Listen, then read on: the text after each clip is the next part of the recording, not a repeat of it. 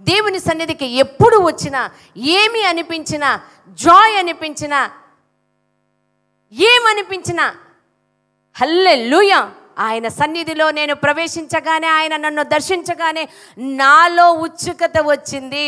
ప్రభువుకు మహిమ కలుగును గాక. హల్లెలూయా. ఎందుకు అంటే అసాధ్యమైనది ఏదీ లేదు, సమస్తము సాధ్యం చేసే ఆయనే. అసాధ్యమైన దాన్ని సాధ్యం చేయడానికి ఏం చేస్తాడు ఆయన?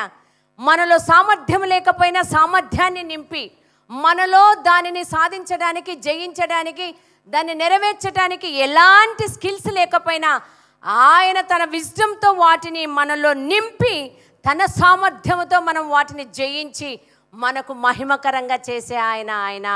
హల్లెలూయా. ప్రభువుకు మహిమ కలుగును గాక. తండ్రి నమ్మకమైన వాడు. ఎప్పుడు ఇవన్నీ మనం చూస్తాం. నీవు నమ్మితే ఇవి చూస్తాం. కేవలం నమ్మమంటున్నాడు. నీవు నమ్మిన ఎడల దేవుని యొక్క మహిమను చూస్తాం. దేవుని మహిమ అంటే ఏదో కాదు, సమస్తము దేవుని సమస్తము. ఆయన మహిమలో ఆయన సమస్తము ఉన్నాయి. హల్లెలూయా.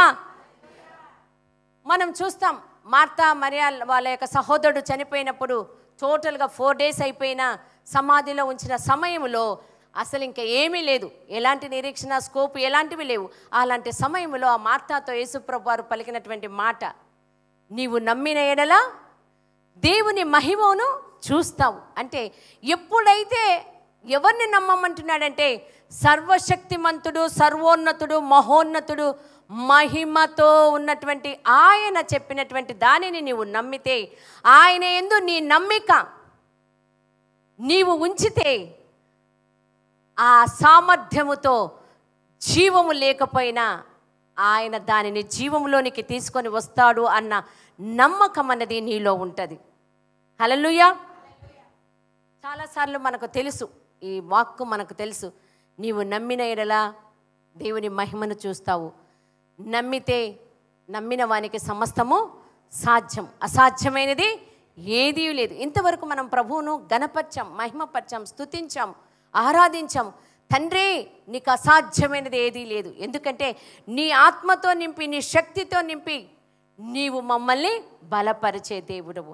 ఎలాంటివైనా సరే, అపవాది అంటే ఆ నామానికే ఉండేది ఏంటంటే వాని యొక్క కుయుక్తులు, ఆ యొక్క బ్యాడ్ ఇంటెన్షన్స్, ఆ యొక్క మనకు హాని చేసేటివి, మనల్ని ఇబ్బంది పెట్టేది, మనకు బాధ పెట్టేది, మనల్ని దుఃఖపరిచేది, మనకు నష్టం పరిచేది, వీటి పేర్లే అపవాది. అలాంటిది ఏది ఎదురాడాలని చూసినా సరే తన వాక్కు అనే ఖడ్గముతో ఆయన ఏం చేయబోతున్నాడు? వాని జయించేటట్లుగా, నీకు సామర్థ్యం ఇచ్చి నీ ద్వారా వానిని జయించేటట్లుగా నేను చేస్తూ ఉన్నాడు. హల్లెలూయా.